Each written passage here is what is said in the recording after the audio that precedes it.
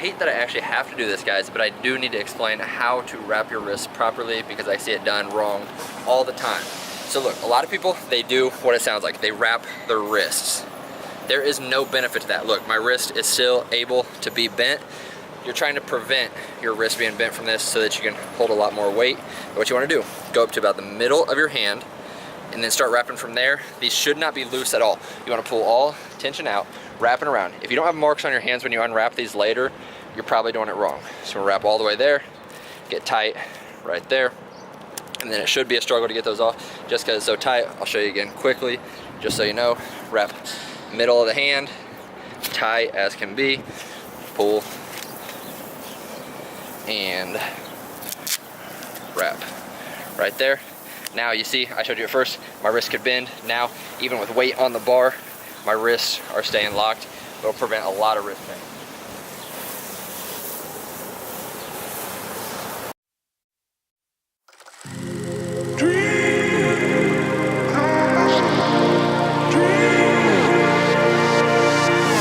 I'm dreaming, you're wondering, we're waiting, when does our life begin? I'm flying, you're walking, we're going somewhere, we're in between. Your daylight, I'm nighttime, we're twilight, we're losing sense of time. This fire inside me, it lights me, building up chemistry, building up chemistry.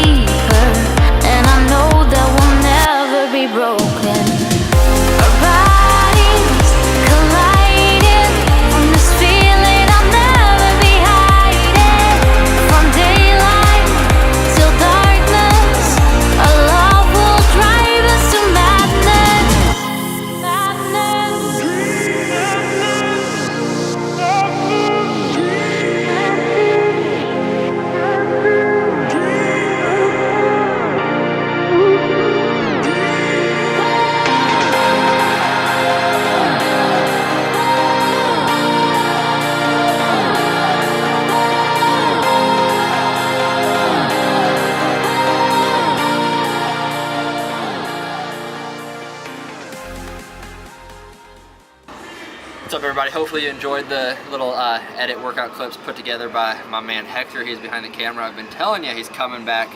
I wasn't lying. It's just hard to match up schedules from time to time, but I know you guys already love the video. I know I did as well. It's definitely awesome. What we did today, we worked a lot of chest and a little bit of tries. As you saw from the clips, I don't know if my failed clip will be in there, but we moved up. Wasn't supposed to go to a 1 rep max. Still don't even consider it going to a 1 rep max, but tried to move a little bit of weight today.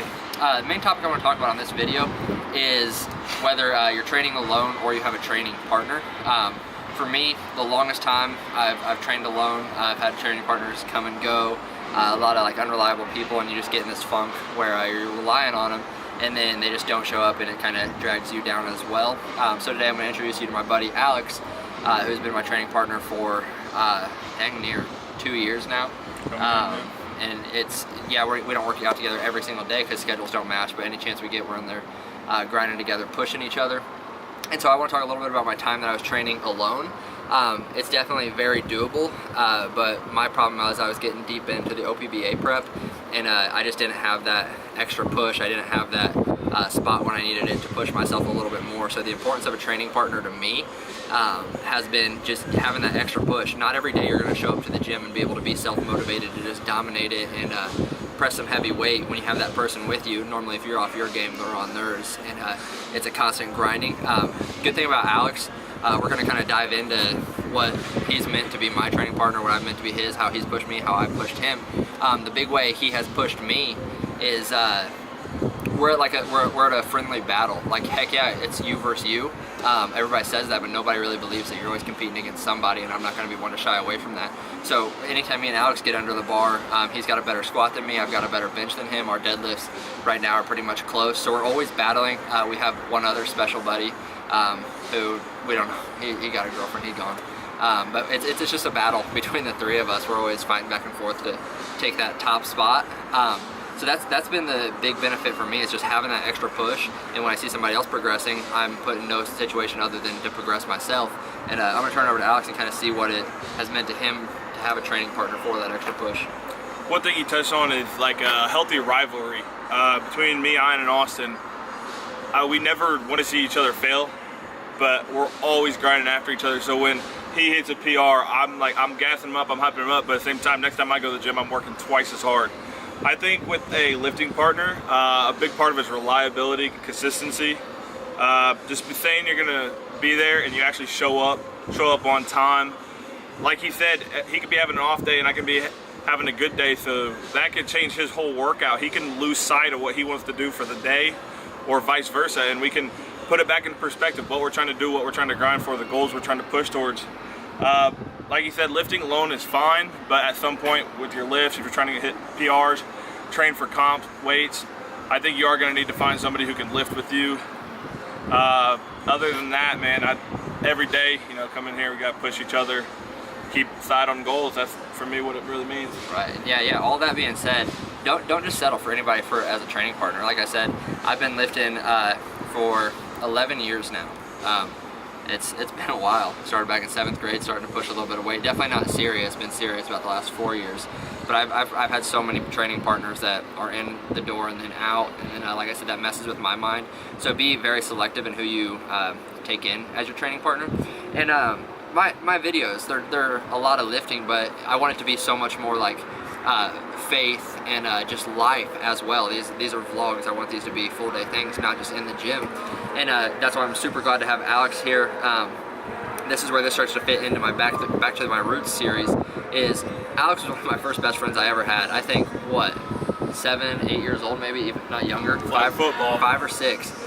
We've been best friends since then. I moved to Kentucky. We remained great friends. Moved to Haiti. Still chatting the whole time. He's definitely a ride or die buddy, and I always know no matter what, we've got each other's back.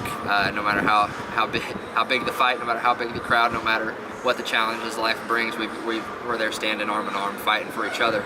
And a faith aspect. I mean, that's been huge. Training partners are not just in the gym. Training partners are, they're in life as well. Proverbs 27:17, I believe it is. Iron sharpens iron as one man sharpens another, and I hold that to be true. I hold the Bible as 100% truth, and I've seen how much when I'm struggling in my faith, when I'm struggling in my fitness, when I'm struggling in life.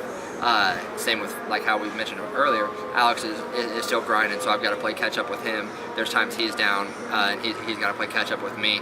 But that's what this whole thing is about. You don't want just a training partner that you see each other for an hour or two in the gym and then you're out the door and never talk to each other. You want somebody that's going to have your back in the day-to-day fights as well, the spiritual fights, the spiritual battles, because this life we're living is not made to do alone.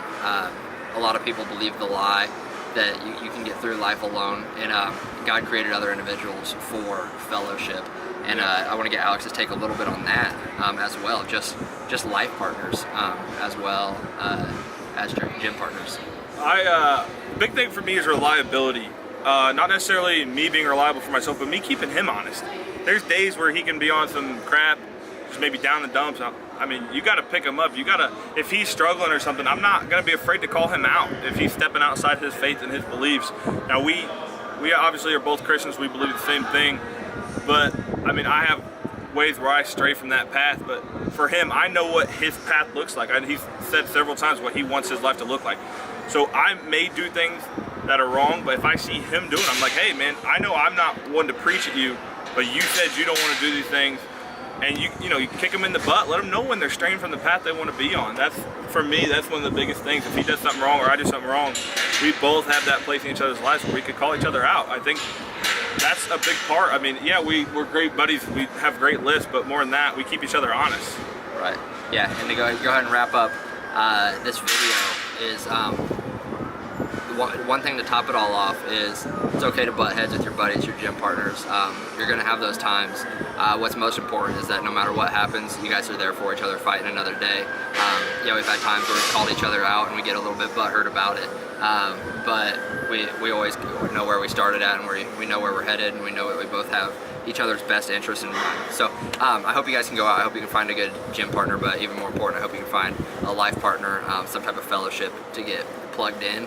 And what we always like to do to finish things up, we would love to flex. So we'll see you in the next one. Boom. Peace.